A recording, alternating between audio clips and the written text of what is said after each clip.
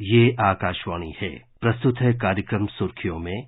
इसके अंतर्गत सुनिए भारत की G20 अध्यक्षता में दूसरी पर्यावरण और जलवायु स्थिरता कार्य समूह की बैठक पर चर्चा। इसमें भाग ले रहे हैं पर्यावरण, वन और जलवायु परिवर्तन मंत्रालय में संयुक्त सचिव नीलेश कुमार शाह और आकाशवाणी संवाददाता ओमवेश उपाध्याय। पर्यावरण और जलवायु स्थिरता कार्य समूह की दूसरी बैठक 27 से 29 मार्च के बीच गांधीनगर, गुजरात में होगी। TCSWG की बैठक में पर्यावरण से पानी तक विभिन्न मुद्दों पर बातचीत किए जाने की संभावना है।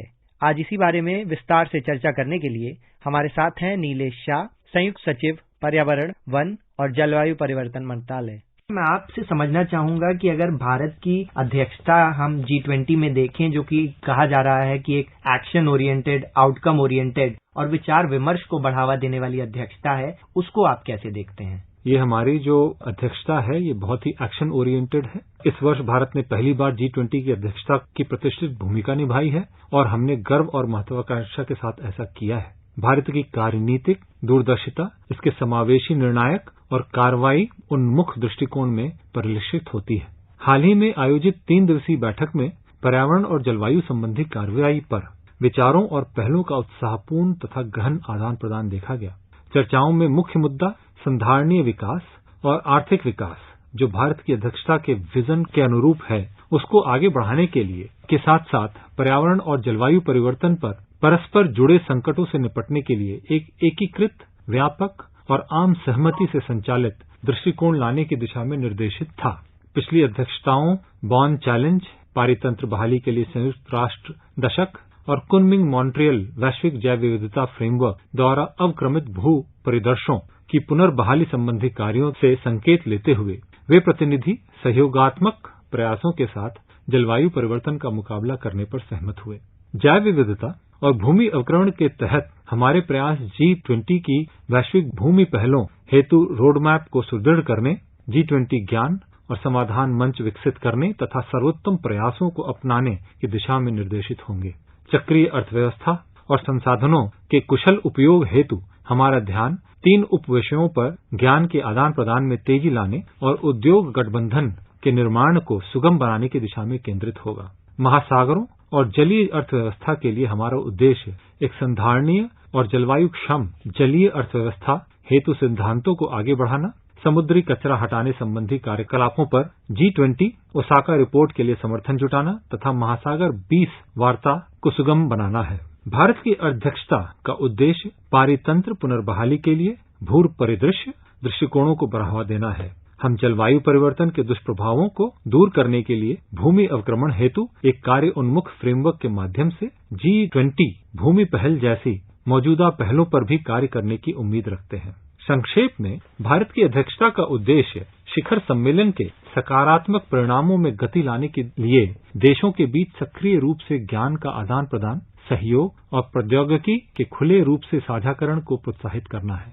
सर, ऐसे में अगर हम भारत की G20 प्रेसिडेंसी की थीम की बात करें, जो कि वसुधैव कुटुंबकम है, यानी एक पृथ्वी, एक परिवार और एक भविष्य, जो कि पर्यावरण और जलवायु स्थिरता कार्य समूह की बैठक की प्राथमिकताओं में भी रेखांकित है, इस बारे में आप हमें विस्तार से बता सकें? भारत की G20 अध्यक्षता का विषय वसुधैव कुटुंबकम महाउपनिषद में संस्कृत में एक सूक्ति, जिसे हम तरह से समझ सकते हैं संपूर्ण विश्व एक परिवार है, के रूप में परिभाषित करती है। वास्तव में यह अवधारणा प्रत्येक जीवन, मानव, पशु, पौधा और सूक्ष्म जीव के मूल्य और हमारे ग्रह एवं संपूर्ण ब्रह्मांड में इनके अंतः संबंध एवं परस्पर निर्भरता की पुष्टि करती है। यह अवधारणा एक पृथ्वी, एक परिवार, एक भविष्य में प्रतिबिंबित होती है। भारत की G20 अध्यक्षता के विषय पर मन की बात कार्यक्रम में हमारे माननीय प्रधानमंत्री जी ने स्पष्ट किया है कि G20 सहभागिता में विश्व की जनसंख्या के 2/3 हिस्से का, विश्व के व्यापार के 3/4 हिस्से का, विश्व की GDP के 85% हिस्से का समावेशन है, जो हमारे देश की समृद्ध संस्कृति और विरासत के अनुरूप विभिन्न जनसांख्यिकीयों, संस्कृतियों और मूल्यों को एक साथ ला रहा है।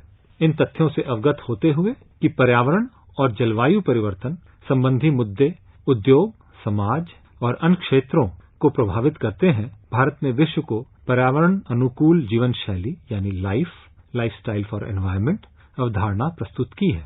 पर्यावरण एवं प्राकृतिक जैव विविधता को संरक्षित करने के लिए भारत की G20 अध्यक्षता वैश्विक एकता के लिए 3 प्राथमिकताओं को बढ़ावा देने पर कार्य करेगी, जो हमारे विषय वसुधैव कुटुंबकम और एक पृथ्वी, एक परिवार, एक भविष्य से पूर्णतया संबद्ध है। पूर्व में आयोजित COP बैठकों सहित विभिन्न सम्मेलनों का हिस्सा रहे हैं। मैं आपसे समझना चाहूंगा कि अगर ECSWG बैठक की मुख्य विशेषताएं क्या रही हैं और G20 में इंडिया की जो प्रेसिडेंसी है उसमें आप अपने पूर्व के अनुभवों से कितना लाभ पहुंचा सकेंगे, क्या फायदे हो सकते हैं उसके? ये बिल्कुल ठीक है। मैं अपने आप को भाग्यशाली मानता हूं कि मुझे विभिन्न सम्मेलनों और बैठकों में भाग लेने का और कार्रवाइयों को देखने का मौका मिला है। हमारे श्रोताओं की सुविधा के लिए मैं इन सम्मेलनों और सर्वसहमति निर्माण प्रक्रिया का परिचय देना चाहूंगा। उदाहरण के लिए जलवायु परिवर्तन की COP कॉन्फ्रेंस ऑफ पार्टीज को ले लें, जो सदस्य देशों और मान्यता प्राप्त पर्यवेक्षकों के प्रतिनिधियों से युक्त है।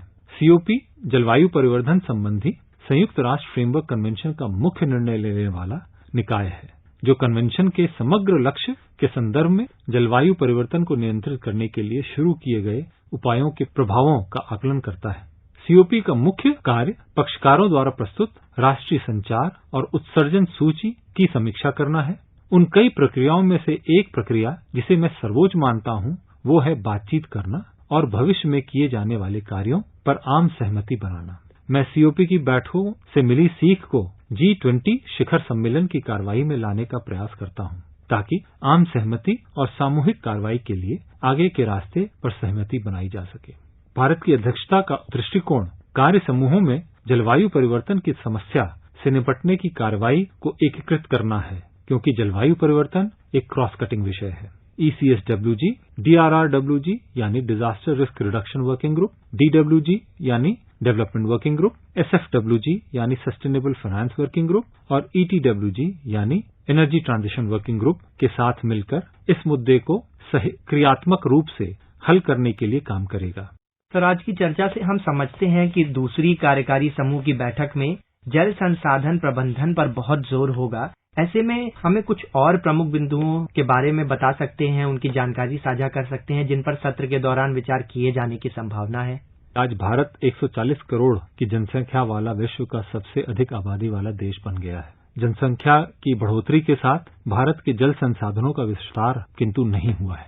विश्व की 17.5% आबादी वाले भारत के पास विश्व के स्वच्छ जल संसाधनों का मात्र 4% से भी कम भाग उपलब्ध है। वर्ष 1951 में प्रति व्यक्ति स्वच्छ जल की उपलब्धता 5,177 घन मीटर अनुमानित की गई थी, जो वर्ष 2014 में अत्यधिक कम होकर 1,508 घन मीटर ही रह गई। यदि आज प्रभावकारी कार्रवाई नहीं की गई तो वर्ष 2050 तक स्वच्छ जल की प्रति व्यक्ति उपलब्धता व्यापक क्षेत्रीय अंतरों के साथ 1,235 घन मीटर तक कम होने की संभावना है। जल की कमी के बढ़ते खतरे का सामना करने के लिए और संधारणीय समाधान का पता लगाने के लिए अध्यक्ष के रूप में भारत का लक्ष्य गुजरात को एक केस स्टडी जल की कमी से जल की सुरक्षा तक की कहानी के रूप में प्रदर्शित करने की है। यह व्यापक रूप से देखा गया है कि भारत में जल क्षेत्र में प्रबंधन और आधुनिक प्रौद्योगिकी के उपयोग का अभाव है। प्रबंधन, प्रौद्योगिकियों और जन भागीदारी के एक साथ मिलने से गुजरात में जल की स्थिति में काफी सुधार हुआ है। अब उच्च आर्थिक वृद्धि और समृद्धि के समर्थन के लिए जल सुरक्षा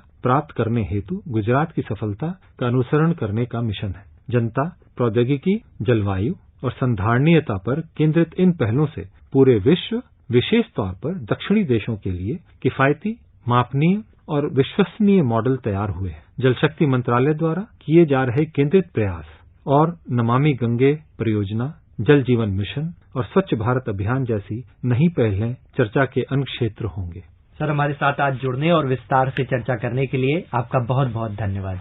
अभी आप सुन रहे थे भारत की G20 अध्यक्षता में दूसरी पर्यावरण और जलवायु स्थिरता कार्य समूह की बैठक पर चर्चा।